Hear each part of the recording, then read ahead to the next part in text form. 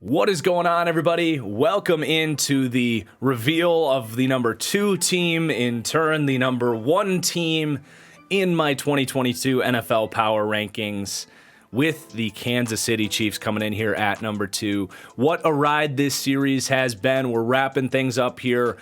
This one's coming out here on Sunday. We're going to have the Bucks on Tuesday, featuring guest Trevor Sikkema. It's going to be awesome, man, wrapping up this series. It's been a great ride. It's been a lot of work on my end. Maybe overcommitted myself a little bit, but I hope it's been worth it for you guys. If you have enjoyed, or if this is your first video, do a huge favor for me, and please do hit that like button down below. It really helps me out as a content creator here on YouTube. But let's have some fun, man. Let's get into the Kansas City Chiefs, who, you know, coming in at number 2, this has been something we're familiar with Andy Reid, Patrick Mahomes. These guys have been the pinnacle of consistency, and man, it's tough to bet against these guys. And you just know whatever happens, they're going to find some way to be right in the mix for the Super Bowl at the end of the year. So I definitely don't expect any difference there. Despite, of course, losing Tyreek Hill, despite this division loading up, I'm still quite optimistic that the Kansas City Chiefs are the team to beat in the AFC. Honestly, them and the Bills coming here right at the top of the conference. But let's kick things off here by taking a look at their offseason that was, I think, a little bit more boisterous than a typical Chiefs offseason.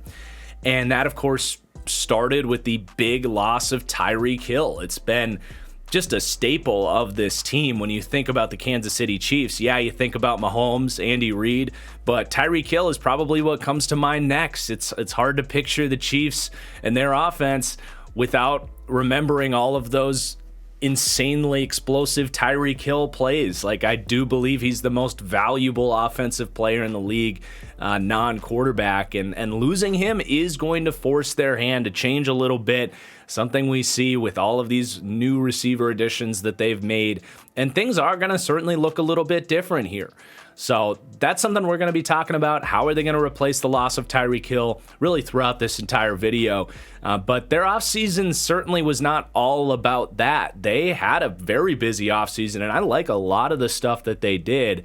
So they do also have some other key losses that we need to note here. Charvarius Ward had a really good year for them, got paid by the Niners. Mike Hughes had another guy that had a really good year for them last year, former first-round pick. He goes to Detroit. Tyrann Mathieu, another guy that's been a staple in this secondary, going to be a new-look defense without him, or at least aesthetically speaking.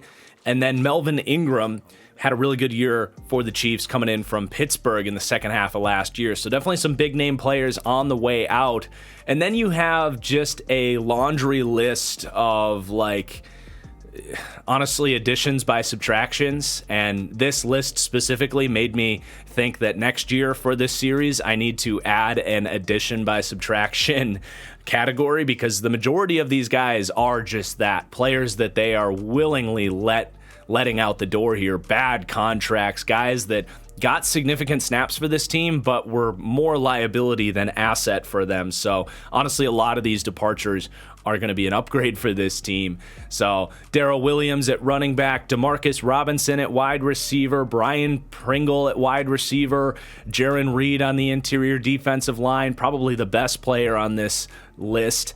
Alex Okafor, they couldn't wait to get him out the door, along with Anthony Hitchens, one of the worst contracts in the league over the last few years, Ben Neiman, and Daniel Sorensen, who was perhaps the biggest liability that any team had in the NFL last year. So a lot of snaps out the door, but a lot of influx of talent and youth that they expect to be an upgrade over a lot of those players that we just named.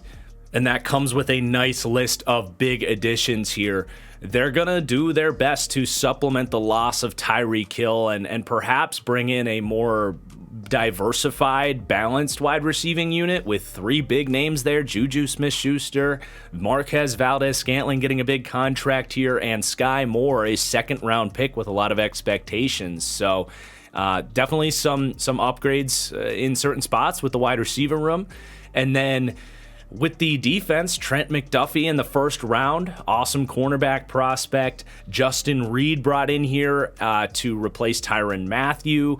Brian Cook in the second round, another safety addition. Carlos Dunlap to give them kind of what they had last year in that veteran edge player, similar to Melvin Ingram, and George Karlaftis in the first round. So a heavy list of additions there, bringing in talent in the specific positions that they lost those key players in that left-hand column. So definitely a logical process for this Chiefs front office. And then some other rookie additions as well that are projected to have a little bit of a role on this team. So Isaiah Pacheco, a running back getting hype in camp in the 7th round out of Rutgers, and one of my favorites, Leo Chanel, linebacker thumper out of Wisconsin.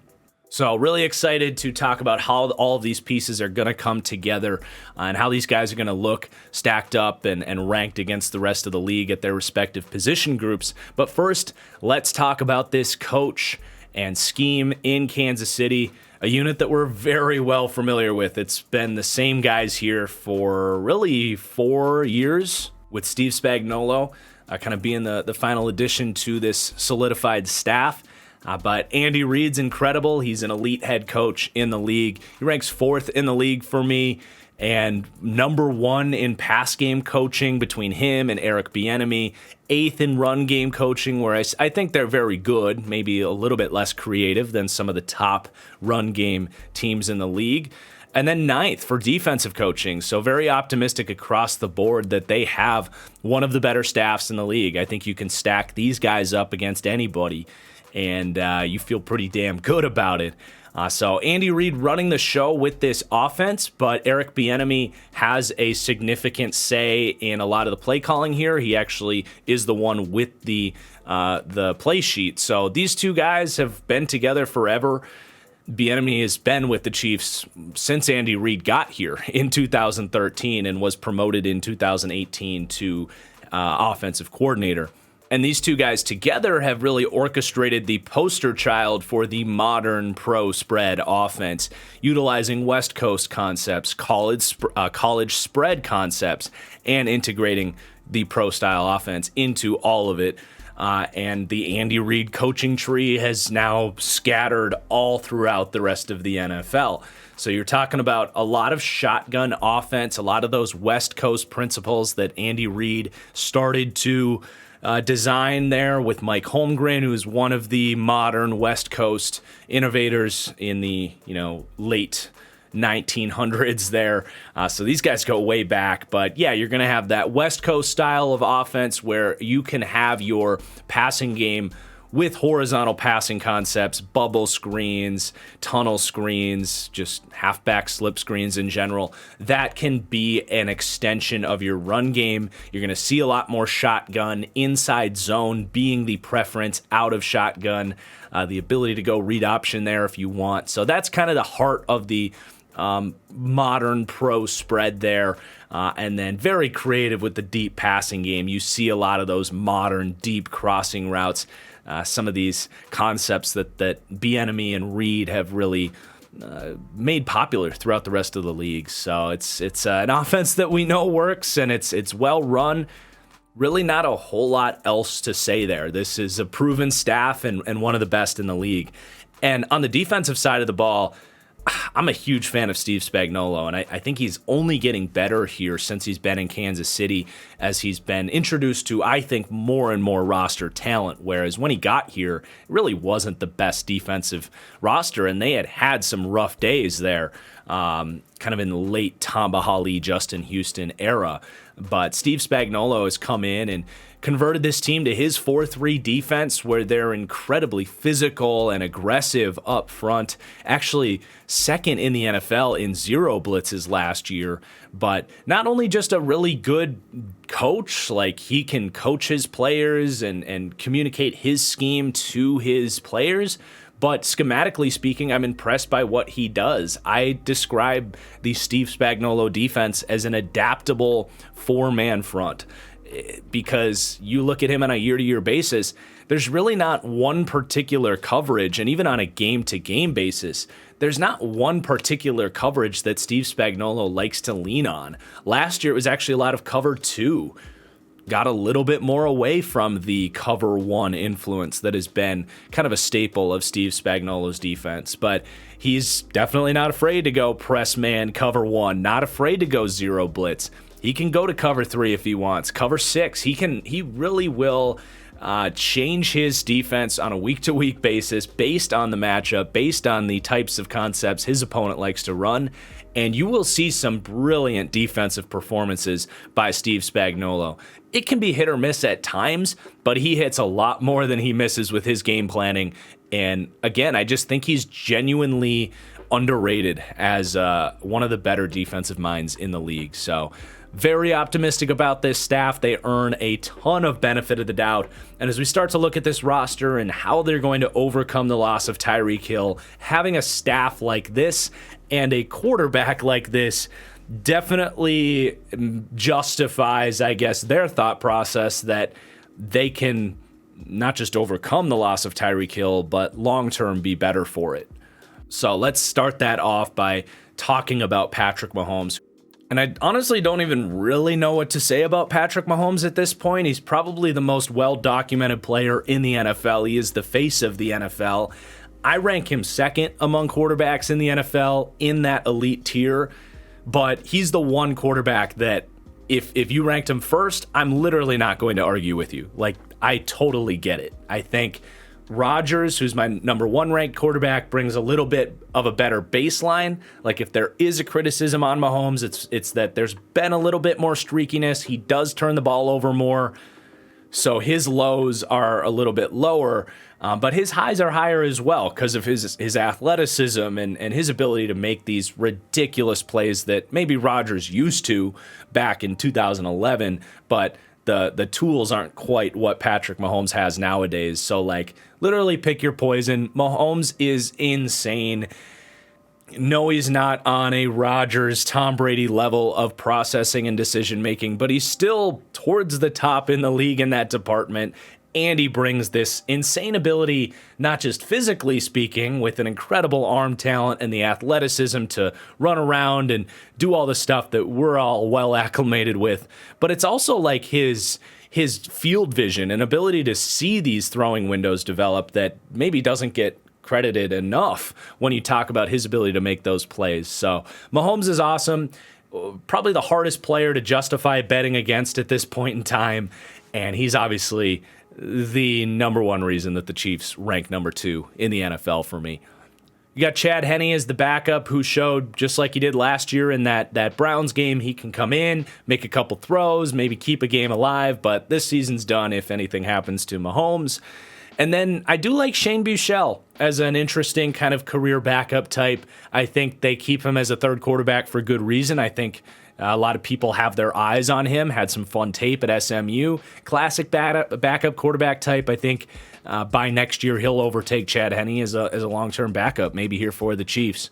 But now let's talk about the weaponry here. This is obviously going to be a big discussion with this Chiefs team losing Tyreek Hill. And their answers are going to be bringing in a bunch of new pieces. And I think it's actually pretty fair to say that the Chiefs have a more diverse, deep group of weapons here than they've had. There actually have been games in the past where some teams are able to adjust and cover up Tyreek Hill and Travis Kelce, and then they're stuck with really poor third and fourth options. And while you might be jeopardizing some of those crazy explosive aspects of this offense, you certainly are, you might see less of those stinker performances where teams don't have an answer for how to cover all of these different complementary skill sets. And that's a buzzword that I've used throughout this series. I love wide receiver cores with complementary skill sets, and man, they have that here. All of these guys make an immense amount of sense together. And when you can put guys in situations where they only have to do what they're good at, it makes them look better, especially with a great play caller in Andy Reid, ranking first in the league for pass game coaching, and a quarterback in Patrick Mahomes, who is my second-ranked quarterback in the league. So what are these guys' roles? Well, you got Juju. He's your kind of perimeter, like, possession receiver. If you are covered up and you need a bigger-bodied guy to just trust to win a 50-50 ball or out-physical a big corner, that can be Juju Smith-Schuster. Good in the short to intermediate game. He can track a deep ball. He's not terrible as a deep threat, but that's not really his game. So Juju's kind of your number one, I suppose, or your X wide receiver, if you will. And I like that signing. I mean, he's dealt with horrid quarterback play in a decrepit offense. I think he sees this as an opportunity to rejuvenate his career. He's only, 24 years old? This was honestly one of my favorite signings of the offseason as a whole, and this is a type of receiver that they've really been missing, honestly, is that bigger-bodied physical presence with this wide receiver core. It's been these Tyreek Hill, Mecole Hardman types. I think he brings something that this offense hasn't had. And then you get MVS, who's going to be able to do a lot of the stuff that Tyreek Hill did. Line up on the outside and separate on deep posts, deep crossers, and run straight. That is what MVS is supposed to do. It's what he's really good at. Has dealt with some health issues the last year in Green Bay, but when he was out there, he honestly showed that he is one of the better deep threats in the NFL, at least based on his tape in the 8 games that he played last year. The Chiefs looked at that tape and said, we know what he is.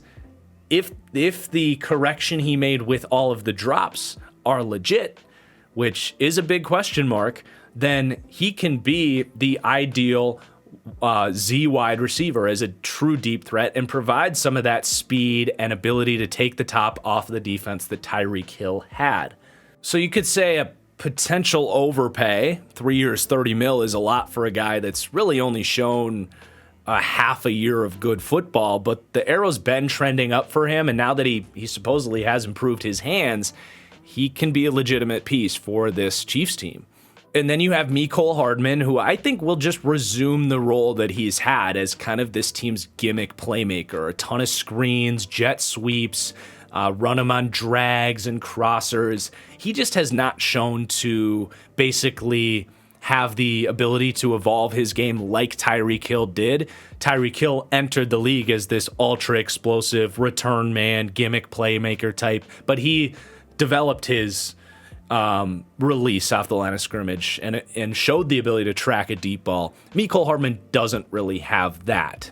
That's why MVS is brought in here, right? So Hardman makes a lot of sense just to keep that speed aspect, and he definitely has it. So he's going to make a lot of sense here as that gadget type. And then Sky Moore in the second round, I list him as a starter. You know, he's going to get a little bit less snaps than those top 3, but I think it's really a 4 wide receiver starting lineup for the Chiefs, if you will, because Sky Moore, to me, is going to be this team's starting slot receiver for most of their packages.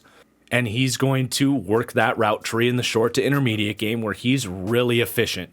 Whip routes, slants, short in routes, crossing routes, you name it, like option routes over the middle of the field. 3rd and 6, 3rd and 4, even 3rd and 7. He's going to be a really reliable piece as a rookie in the intermediate short part of the field. So he fits right in there, right? Oh, and then you've got Travis Kelce, the best receiving tight end in the NFL. Yes, he still is that. I'm sorry, Ravens fans. I talked up Mark Andrews, but I'm still taking Travis Kelce as the best tight end in the NFL right now until he shows that he's getting worse. I mean, he has the entire package. One of the best route runners, if not the best route running tight end ever. He has remarkably reliable hands. He's elite after the catch. He can win contested balls. Yada, yada, yada, yada, like even a good blocker. But what I think people are even sleeping on at this point is the chemistry he has with Patrick Mahomes. You're talking about Patrick Mahomes, who improvises like maybe no quarterback ever has, probably ever has. And an underrated aspect that we don't talk enough about is when you have a quarterback that loves to improvise, there's not a huge list of receivers that can also read the field in those scramble drill situations. You have to feel a zone, or you have to know which direction the quarterback wants you to go. And Travis Kelce is so consistently on the same page. And because of the route tree he runs, he's right in Patrick Mahomes' field of vision. It's not like a deep threat like Tyreek Hill or an MVS or whoever you might want to talk about who's way down the field or sometimes on the backside of the play. Kelce, more often than not, is right there, and he works with Mahomes on this incredible level. So he is, I still think Mahomes and Kelce is the most dangerous wide receiver quarterback duo in the NFL, especially with Devontae leaving Green Bay. Allen and Diggs is up there for sure, but this is an unstoppable duo, and man, Kelce's going to ball out this year, and if he's towards the top of the league in receiving yards, I'm definitely not going to be surprised. So that's good. And then Clyde Edwards-Helaire is a decent piece. Like I feel like people are forgetting about Clyde Edwards-Helaire. He's had this weird offseason where it's like people are talking about him being a backup running back and Isaiah Pacheco's going to take his job. I'm not so sold on that.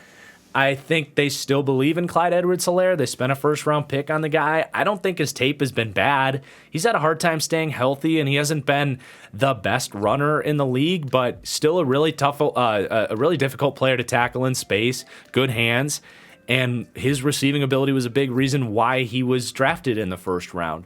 Granted, they shouldn't have taken him. They should have taken Swift or obviously Jonathan Taylor, but he's still a good player and I think is being overlooked a little bit here in Kansas City. So, yeah, they lost Tyreek Hill.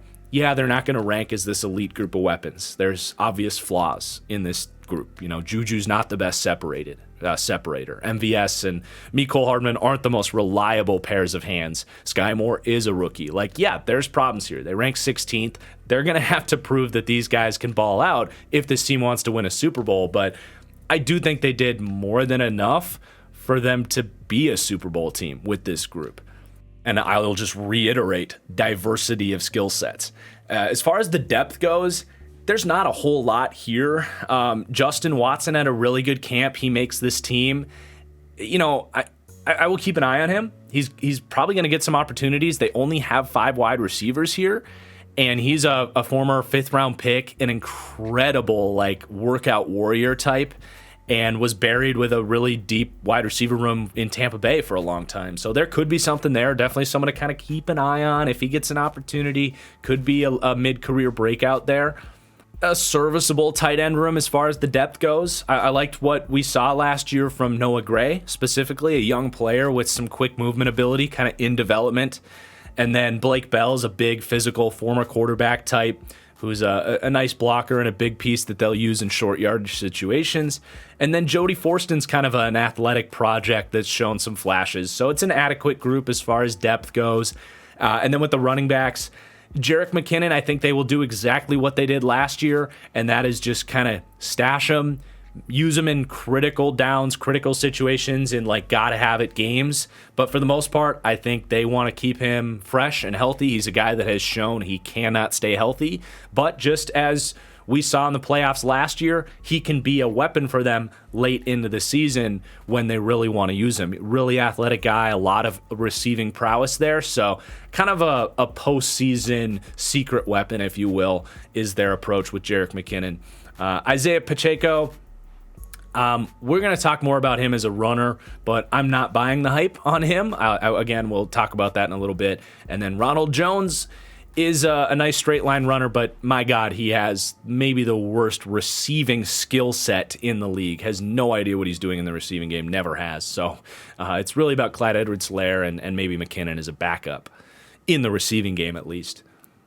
But now let's talk about this offensive line that's really nice here. It's an interesting group because you have 4 awesome starters and then right tackles just this gaping question mark. It's kind of a theme with a lot of these AFC superpowers, the Chargers, the Bills, all these teams the Titans, major questions at right tackle. I guess something to keep an eye on for these left side defensive ends in the league. But yeah, it's a really good group. They rank 7th for me in pass protection, 5th in run blocking, and if they can just figure out that right tackle spot, maybe Lucas Niang comes back off the pup, who's played well when healthy, you could have one of the better offensive lines in the league. I think they already do. but you could have a top 2 or 3 offensive line then. So from left to right, they do have Orlando Brown. He has decided to play on the franchise tag. Good riddance. I could not believe the amount of money that he's asking for. As you can see by my rating of him, he's a good left tackle. Nothing more, and sometimes a little bit less. Like, he's somewhere around the 14th to 16th best left tackle in the league for me. So for him to come out after he forced his way out of Baltimore, just said, I got to be a left tackle, I got to get as much money as possible. For him to come out and demand Trent Williams money was just mental. Like, I could not believe it, and I applaud the Chiefs for really not caving. Like, yeah, they put together kind of a contract offer that was probably more than they wanted to pay, but a lot of fake money in there.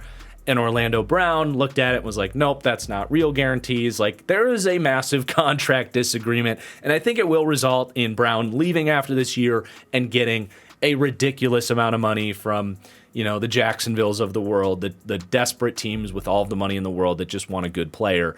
The Chiefs are not in a position to pay Orlando Brown that much money. They really are not.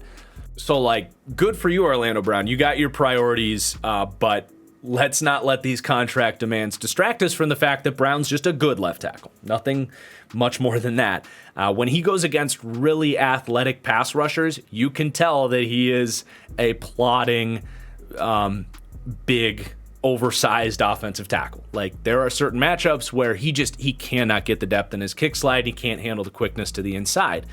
But the more powerful rushers in the league, inversely, can't really do much against him. So when he's going against, say, the Chargers in this division, Khalil Mack and Nick Bosa, Joey Bosa, he actually matches up pretty well with those guys. Or, say, for the Raiders, like Chandler Jones is going to see a lot of them. I don't know if Chandler Jones has the juice to really exploit Orlando Brown. Inversely, maybe a Randy Gregory will have a field day against Orlando Brown. So a much more matchup-dependent tackle, and he's scheme-dependent in the run game as well. Saw him really succeed in Baltimore in a power gap scheme where it's just blow up the guy in front of you. Pretty solid here in Kansas City as well, where it's a lot of inside zone, double teams, just handle the guy in front of you. You put him in San Francisco or Green Bay where they're asking him to run stretch runs and get out on the move, he's going to be one of the worst run blockers in the league in those situations because he's remarkably slow. So a very unique tackle, a scheme-dependent tackle, but to have him on the franchise tags, fine. Like I said, he's a top 14 to 16 left tackle in the league. So that's the Orlando Brown conversation. You got Joe Thuney at left guard. Much less to say about him. One of the premium pass protecting guards in the league. Just so technically refined. All of the tools you would look for. And I think they would be smart to make him their left tackle of the future. They're paying him a lot of money and he can handle it. He's that good of a pass protector to do that. But right now at left guard, one of the best in the league in pass protection, if not the best. Run blocking, he's not the best athlete in the world, but he's got it in run blocking as well. So Thuney's a star left guard. Creed Humphrey is a star in the making at center, was PFF's highest graded center in the NFL last year. I think there were some flaws, there were some times where he got beat by quickness and pass protection, but man, for a first-year center to be basically an all-pro caliber player, you can't really ask for anything more than that. The fact that they got him in the second round was a joke. Green Bay effed up bad taking Josh Myers over him. The pick before, they probably ran out of champagne in Arrowhead when they were able to get him after Green Bay passed on him. So, he's a monster. Arrow's only trending up for him. He's going to have an illustrious career as one of the best centers in the NFL. At right guard, Trey Smith, they take the risk on him in the draft last year, and it paid off from day one. I had a first to a second round grade on Trey Smith, as many draft analysts did, with that giant medical red check next to him, a heart condition. There was some question marks there, but the Chiefs were comfortable with it, a team that has shown to take risks on certain players that become available at discounts. I'll just say that. And Trey Smith, for a medical reason, becomes available. And they take a chance on him in the 6th round, and he was an immediate impact, especially as a run-blocking right guard, where he's already one of the best run-blocking right guards in the league. Pass protection, still getting up to speed. That was something on his tape at Tennessee, just as far as his technique, not the best. Something you assume will come along in time. Might not ever get there to an elite level, but, Trey Smith's awesome at right guard. So left tackle through right guard, you're set, man. This is one of the best units in the league, just left tackle through right guard. Unfortunately, you do have a right tackle situation here. Andrew Wiley slated to be the day one starter there, and we've seen this. We've seen him start here last year. We saw him, I believe, was the starting right tackle in that ugly Super Bowl performance. He's just not a starting caliber right tackle. He's a little bit better at guard. He can get in guys' way. His technique isn't horrible, but the athleticism and the play strength, it's just not there. Like, he is a backup caliber lineman that they are leaning on at right tackle for now. Now, they have options. Wiley being the kind of piece that I guess they trust, I think is potentially their third best tackle option there. I like the Jerron Christian signing. He is, I think, a former third-round pick, a guy with length and really good technique and pass protection. I actually don't understand why they wouldn't start him over Andrew Wiley. So if things get really ugly there, they have an immediate option to turn to in Jerron Christian, who the Texans turned to last year and really was a pretty good, pass protecting tackle. Not a lot of juice off the ball, and maybe it is that inability to run block that they don't like about him. But yeah, I think if you can't get Lucas Niang back off the pup, Jerron Christian would make sense in time to turn to him as a starter. But Lucas Niang's a bit of a wild card here. He's the piece that I think could really surprise and become a really nice piece. He actually was pretty good last year before getting injured. Had some hiccups in pass pro, but a good athlete, a ton of play strength, and he's kind of the, like I said, a wild card. If he can get healthy, get back in there, which I think is the plan, he has a chance to cement himself as a starting caliber right tackle and solidify this offensive line into the playoffs as one of the best in the league. So certainly something to keep an eye on there. And then Darian Kennard, a good fifth-round pick, very Orlando Brown-esque. He could potentially be an Orlando Brown replacement in the long term. Just a plodding tackle prospect, I think would be a really good guard, but does fit this team's scheme. Again, they don't ask these guys to get up and move in space too much. So Darian Kennard, a good fifth-round pick for this team. You got Prince Tagawanago, another guy that they're trying to develop. And then Nick Allegretti is kind of your backup interior offensive lineman, first man off the bench there, who's adequate depth. So really all about figuring out that right tackle spot. Even if they don't, they can protect that with some chip blocks and double teams and really trust the rest of the line to be pretty damn good. They have a serviceable group of run blockers with their skill players. Travis Kelce's a pretty good blocking tight end. Michael Burton had a really good year as a fullback last year. Juju's a good run blocker. MVS is a really good run blocker. And then Mecole, not so much, along with Sky Moore, just kind of undersized guys. But kind of an average, solid group of skill players as far as run blocking goes. But then you get to the Runningbacks where they rank 27th. And there's some crazy stat. I don't remember what it is, but the Chiefs were like number one in the league in yards per contact, yards before contact by their running backs, and I think dead last in the league in yards after contact, which goes to show you how bad this group was last year. Now, you got to remember, Clyde Edwards-Helaire was pretty much injured all of last year. I think he only played like 400 of their snaps, and a lot of those he was injured for. So I think he's going to get healthy and be pretty good. He's a good contact balance back. He's not the fastest guy. He's not the biggest guy. Way overdrafted, but I think he's going to be better than he was last year, and he's got great run blocking in front of him, right?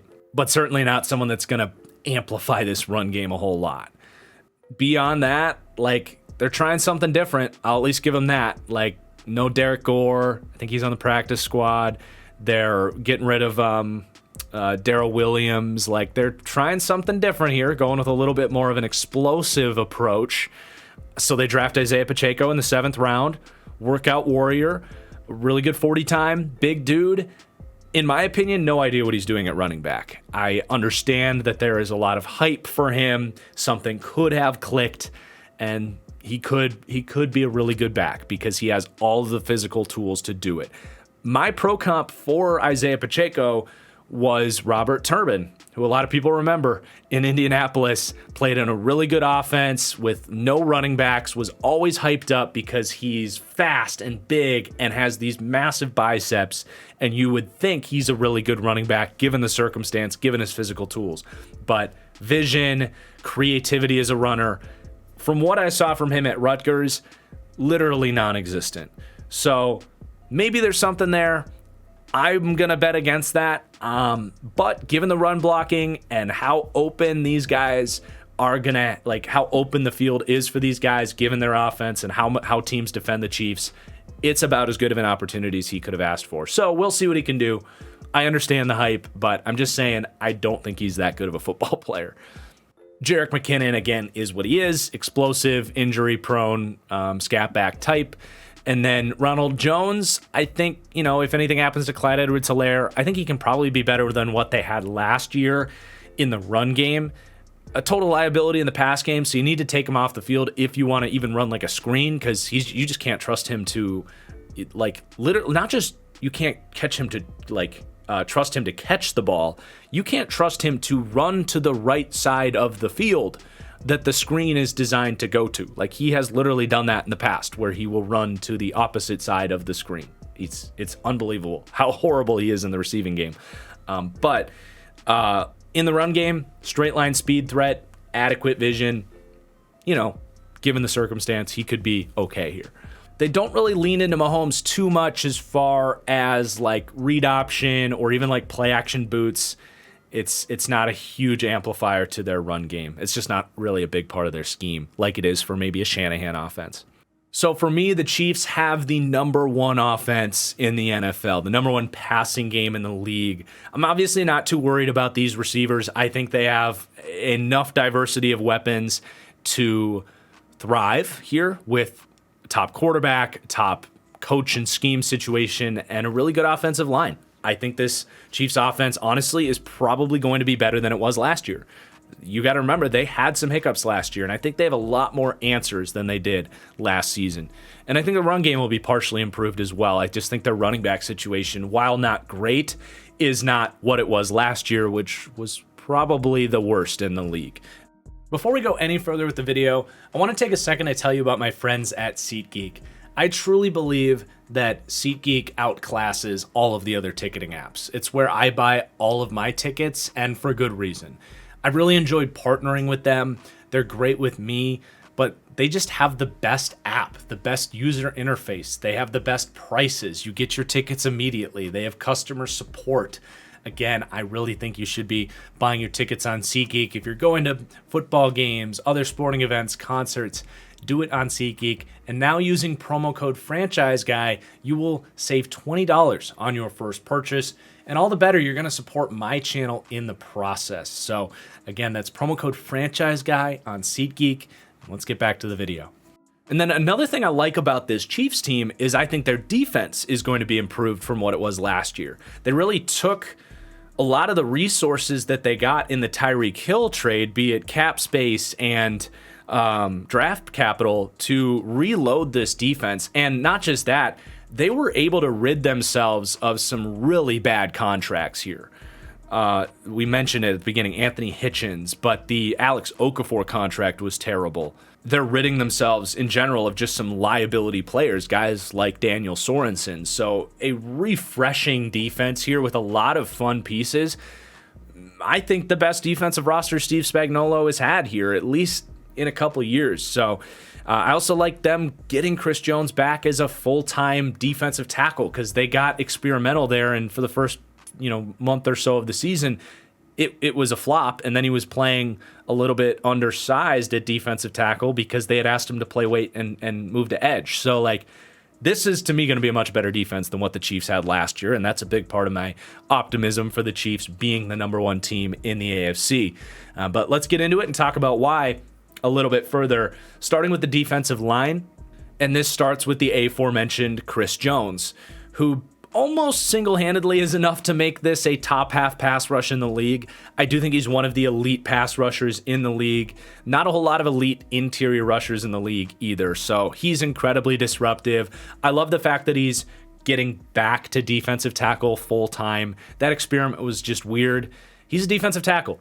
Like, I get it. He's athletic and lengthy and could play on the edge, but it was just weird. Go get Carlos Dunlap if that's what you want on the edge, right? And that's exactly what they did. So it's just super disruptive, and the bull rushing ability that he brings is top of the league, really. And he has some quickness and finesse in there as well to mix things up enough. Consistently one of the top pressure getters in the league, one of the top sack artists in the league. He's a monster. As far as run defense goes, he's pretty good. He can be a little bit upright, a lighter defensive tackle, 6'6", 310 pounds. It's a little bit easier to get up and under him. So he's a good run defender, but nothing special there. And then you're just going to have a lot of different pieces that are pretty good rushers to kind of complement Chris Jones. This is not some elite pass rush. They don't have a go-to number 2 piece. But again, I think they have more than what they had last year. So you have Frank Clark, who I don't know how much stock to put into it, but there's a lot of hype that he's kind of turned a corner with his off-the-field work ethic, which could be big. He has been a very lackluster starter over the last few years, and surely one of the worst contracts in the league, and I don't think he's long for this team, but I still think he's a relatively productive starter, and maybe it's true. Maybe he has turned a corner and is going to be a badass pass rusher. I'm not going to bet on that, but you at least kind of know what you're getting. He's got get off, he's got speed, he's got relatively solid power. He's a decent piece. I'll just say that, even though he's way overpaid. You've got Carlos Dunlap coming in.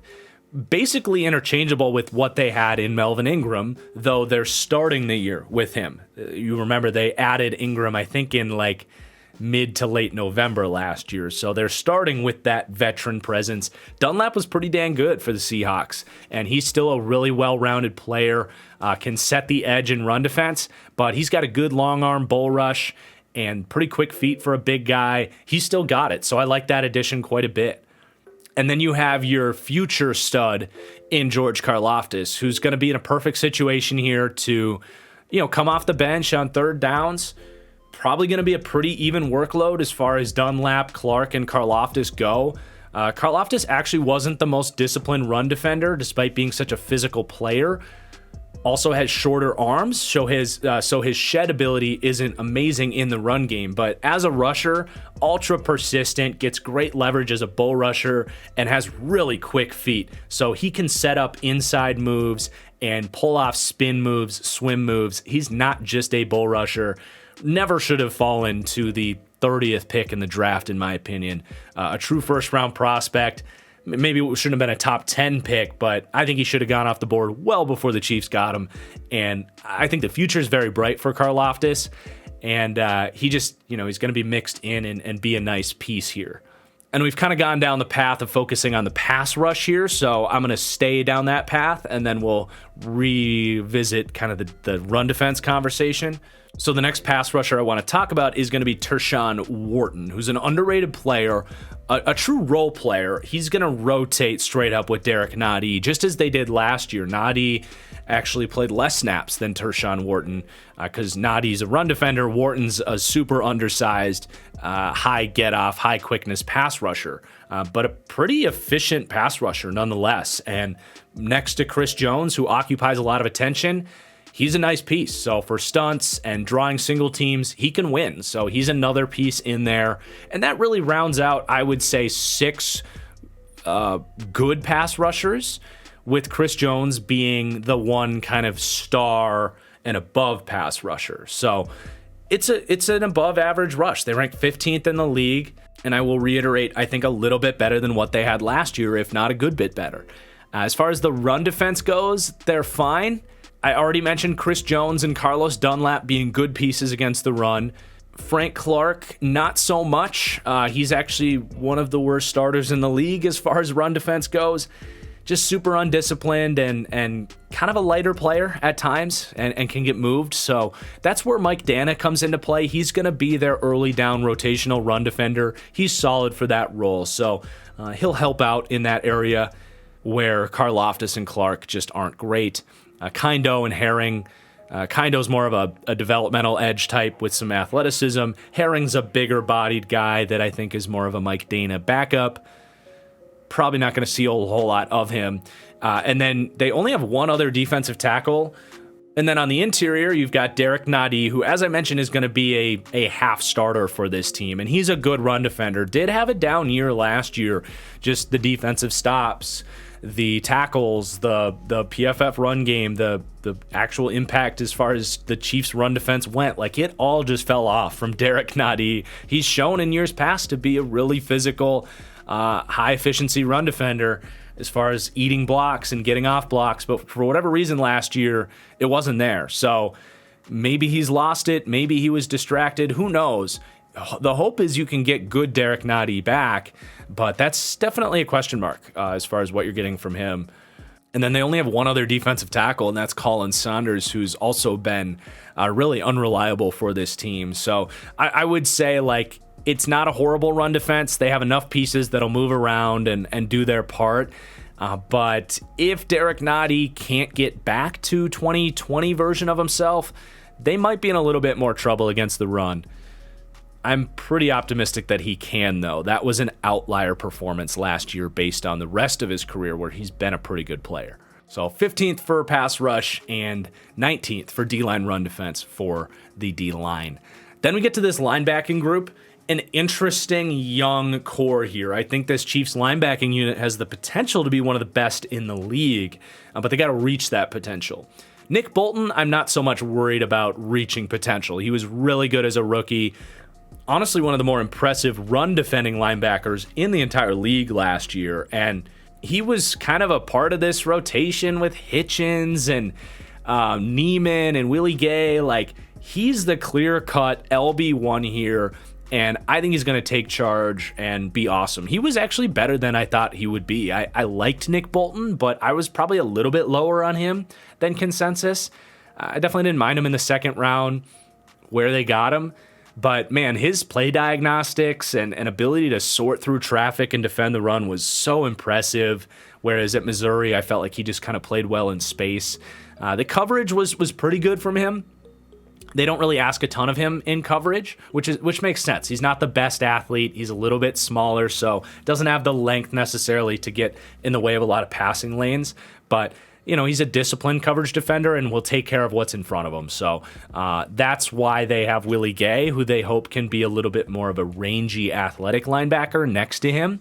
And Willie Gay is an interesting player. I mean, he's one of the most like high-end physical specimens that the league has at linebacker, and his splash plays are remarkable. You get like 4 to 8 plays a year from Willie Gay so far where he's jumping a ball in coverage or blowing up a play in the backfield. Like, he has high-end explosive plays.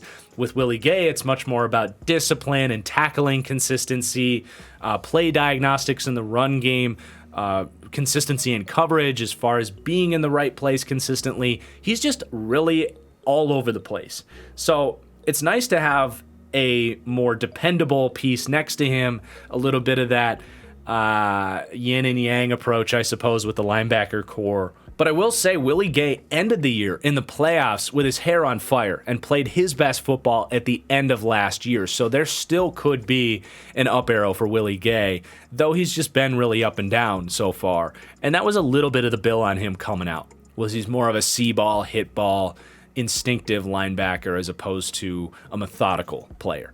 And then you bring in Leo Chenal in the draft, one of my favorite picks in the entire draft, maybe in my opinion the most value find any team had. This dude is a monster of a physical specimen. And my pro comp for Leo Chenal was Demario Davis, who's one of the best linebackers in the NFL. Now, he's got a long ways to go as far as like knowing the position to be the player Demario Davis is. But as far as what he can be and his play style, super similar.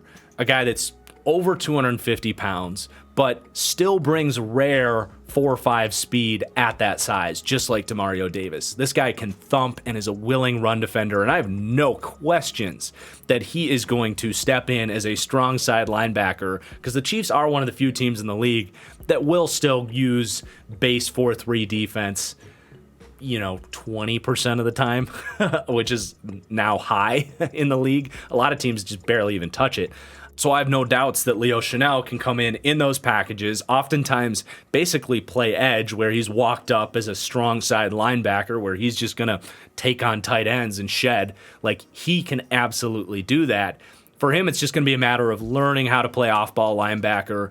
Similar to Demario Davis, when you're that big, you're not the most fluid mover in space. It's really difficult to ask that of these guys. So you have to be a half a step ahead, process coverages, leave a little bit early. That's what makes Demario Davis so special. And Chenal's going to have to learn that, and you don't know if that's going to come or not. But a guy that's kind of newer to the position and a young player, cannot believe he fell into the third round. Just insanity to me. And the fact that a team like Green Bay took Quay Walker, who to me is a worse prospect, over Leo Chenal, who was right there at home. Like, the Chiefs keep getting gifted these steals from Green Bay. And MVS, another one. But yeah, I'm really excited to see Leo Chenal, and the sky is literally the limit for him. And then you got Darius Harris, who's a backup. So a fun linebacker group, an unproven linebacker group, but 12th for me in linebacker run defense. I think they'll be pretty strong there. 23rd in coverage, a little bit shaky there, but I still think better than what they had last year with frickin' Anthony Hitchens and Ben Neiman getting serious reps. And then we wrap up with the secondary that I think by letting Daniel Sorensen out of here, it's going to be better automatically. No, all jokes aside, this is a really good secondary. Even though they lost Tyrann Mathieu and Shavarius Ward, they've got the pieces to still be, to me, like a top 10-ish secondary. There's some question marks with some of the youth here, with Trent McDuffie and Brian Cook. But yeah, it's a fun group. Let's run through it. L'Jarius Sneed, one of the unsung top corners in the league. Like, he's a stud, man. He's locked down. He has speed and length and quickness, a really good man-to-man corner. Still kind of learning the position in a lot of ways. A guy that played a lot of safety in college, only in year 3 here. He's going to step up as this team's number 1 corner. And they're still, I think, sorting out who they want to be the slot guy, who I think all 3 of these guys can play it. And they might just go matchup dependent with that. So I don't really list a true slot corner here, but he can line up anywhere, and he might even be trending up. But I think very highly of L'Jarius Sneed, and he's a player that I think is not far away from getting one of those really nice cornerback contracts, hopefully from this Chiefs team. Then you got Rashad Fenton, another underrated player here, has been buried, honestly, behind a really deep group of corners. Cemented himself as a full-time starter last year. He kind of forced the Chiefs' hand to give him significant playing time. I don't really understand why they don't view him as a good player from the slot. I think he has all the tools. He plays physical to me. He's shown to be a good tackler from the perimeter of the defense. And yeah, he might not have the best shed ability, but man, I think he could hold up pretty dang well as a true slot corner. They went with more L'Jarius Sneed from the slot and Fenton on the outside last year. I think they could even upgrade by flipping that, because Fenton doesn't have this incredible long speed either. So it's kind of weird to me that they don't view him as a true slot. Maybe that changes this year. But man, he's been ultra dependable in coverage, and another guy that is closing in on a big payday, and he's in a contract year, so he could ball out. And then they take Trent McDuffie in the first round. One of the best moves that any team made in the draft, in my opinion, was the Chiefs jumping the Bills in the draft, trading up to get Trent McDuffie. Because if the Bills got Trent McDuffie, I mean, I already ranked them as the number 1 secondary, but I feel much better about what Trent McDuffie's going to bring as a rookie than Kaiir Elam. Both are good prospects, but I had Elam as more of a fringe first rounder, whereas to me, McDuffie was a surefire first round guy, a top 20 player in this class, ultra quick guy, incredibly smart coverage defender. So when you're talking about a defense here that really can change their coverage calls and run any different thing that they want to ask of these guys on any given week, having a guy like Trent McDuffie who can play in the slot, play on the outside. He even played some safety at Washington, like super high IQ zone defender, but a physical, quick guy that can run man as well. So he's going to fit in really nicely here. And whether they use him in the slot or on the outside, it really doesn't matter to me. And yeah, they lost Mike Hughes and they lost Shavarius Ward. There's going to be a little bit of a lack of depth that they maybe didn't have last year. But this could be one of the better starting trios in the league as far as cornerbacks go. Their cornerback depth is pretty much non-existent. You got a couple of like height, length, developmental prospect types that they drafted this year. Josh Williams, who I don't know if he knows how to cover without grabbing yet, and Jalen Watson, who I didn't watch. Chris Lamons, who really hasn't played anything other than special teams. So they got to keep these guys healthy for sure. Otherwise, they might be turning to free agency to find some depth there. And then a pretty good safety duo behind them. This secondary honestly just makes a lot of sense to me. You have Justin Reed, who honestly, this is one of my closet takes that I'll just say it.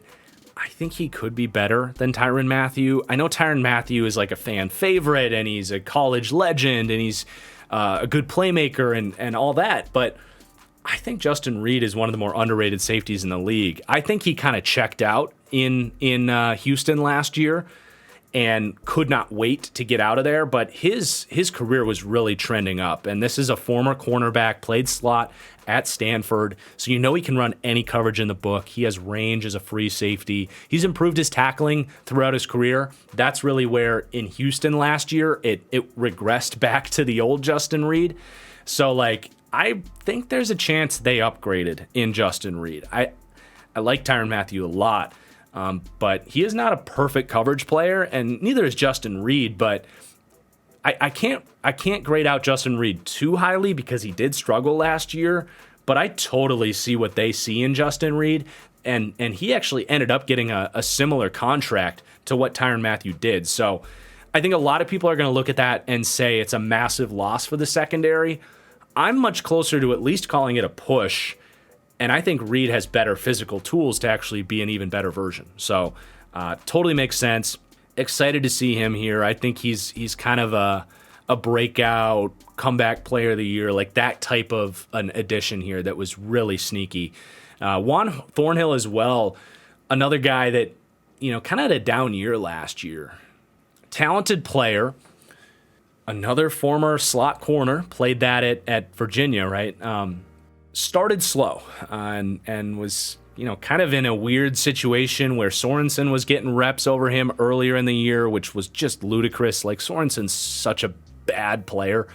I could not believe that. But as the year went on, they basically had their hand forced to go back to Juan Thornhill.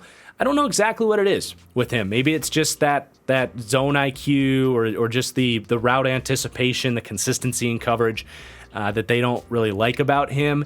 Clearly, there's something there. They draft Brian Cook in the second round, playing Sorensen above him. Like, there's something missing with Juan Thornhill, but I still think he can play, and he's far from a liability out there. So maybe he can turn things around here in a contract year for him. Or maybe he becomes a really good dime back if Brian Cook turns out to be a really good second-round pick. I like Brian Cook. I think end of the second round was about as high as I would have considered him. I see him as more of a strong safety, high-end run defender, middling coverage player type.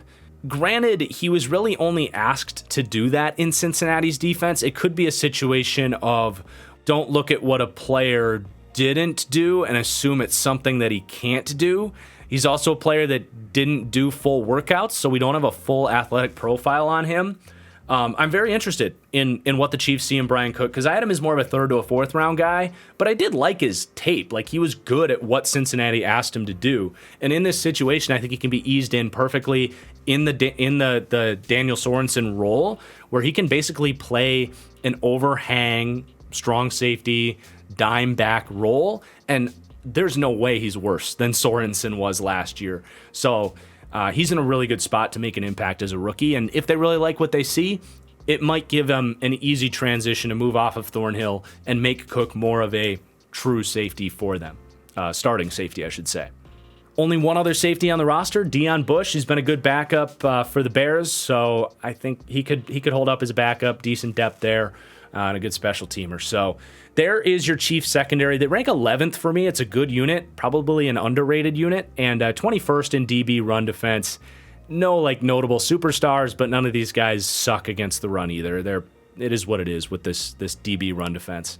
So for me, this is the 13th overall defense. I think it's going to be a pretty solid group. They struggled on this side of the ball last year. I think they're a good bit better at pretty much every position group. So 13th for pass defense, 15th for run defense, cranking out 13th for overall defense.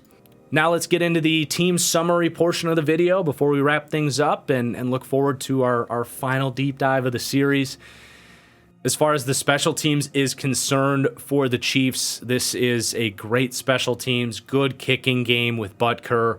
Should have good returning ability there with Mecole Hardman, a team that has graded out well in the special teams department over the years. So really not a whole lot of concerns there. It's more of a strength, if anything.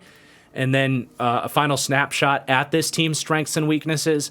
A lot of strengths. So the coaching in general on both sides of the ball, huge strength for me, and just offensive play calling in general. It's always been super good here for Kansas City, if not, I wouldn't say the best. I'm not going to go against Kyle Shanahan there, but I will go second best, probably with Brian Dable leaving Buffalo. QB, obvious strength, speaks for itself. I think offensive line will be a strength. Obviously, the right tackle situation is going to be listed as a weakness there. It's something they're going to have to protect and figure out, but they have enough good players there that I think it's going to be more of a strength than anything for them. I think they have a really balanced defense with an influx of athleticism and youth and talent that I'm really excited about. I think this defense could be a top 10 defense if all of these pieces click, and special teams is a strength. And I don't think the Chiefs have a lot of weaknesses. I mentioned right tackle, but even then, I think Lucas Niang gets back and shows some good progress there. I think they have a good backup in Jaron Christian to at least be serviceable depth. So even then, I'm not even really worried about that. Runningbacks is a weakness, but you do have a former first-round pick there for whatever that's worth. And then depth for the defensive backs. I think the Chiefs probably have the least concerns for me out of any team in the NFL. And then that takes us to the schedule and my win projection for the Kansas City Chiefs. So Vegas has them at 10.5 on their over-under, which is pretty low for my number 2 ranking team. But to me, that is all about this schedule that, honestly, I think is the hardest schedule I've ever seen in my entire life. We've talked about this with the AFC West being a difficult schedule, but they get the worst of the worst, being the defending champion of that division. So you start at Arizona. Honestly, I think they'll win that game. I like how they match up with the Cardinals. No DeAndre Hopkins. This is one of my favorite week 1 bets, and that's a good opportunity for me to remind you guys, I do exclusive weekly Vegas picks every week on my Patreon. It's patreon.com/thatfranchiseguy. I have yet to have a season finishing under the spread. We've had a lot of success picking games there.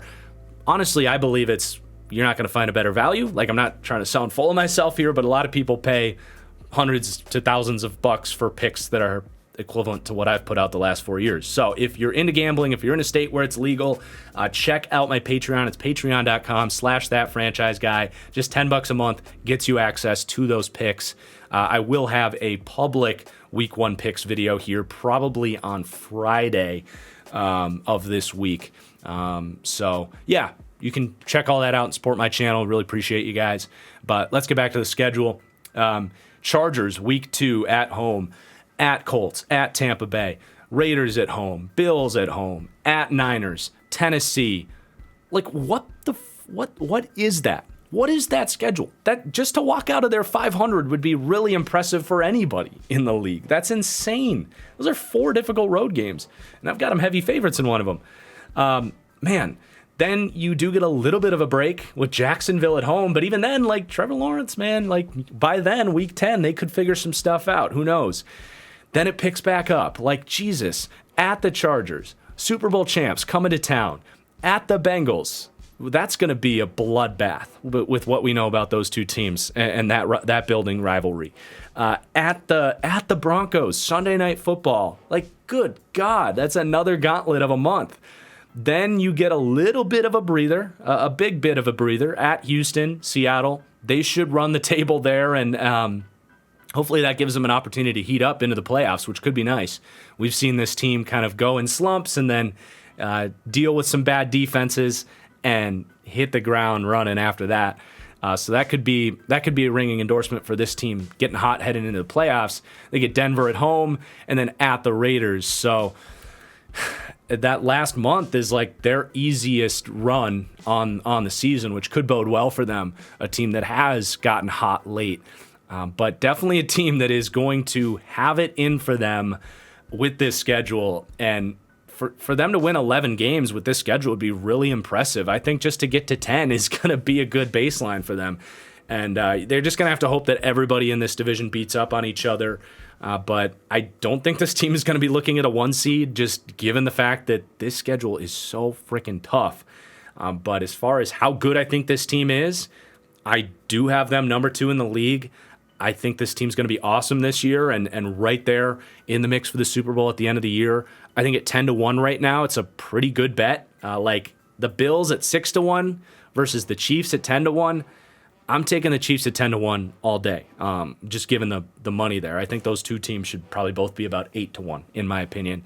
But that is your Chiefs deep dive. I really hope you guys enjoyed. We've got one more coming. You know who it is. It's going to be the Bucks. I'm probably going to schedule a premiere for that one, so make sure you're subscribed.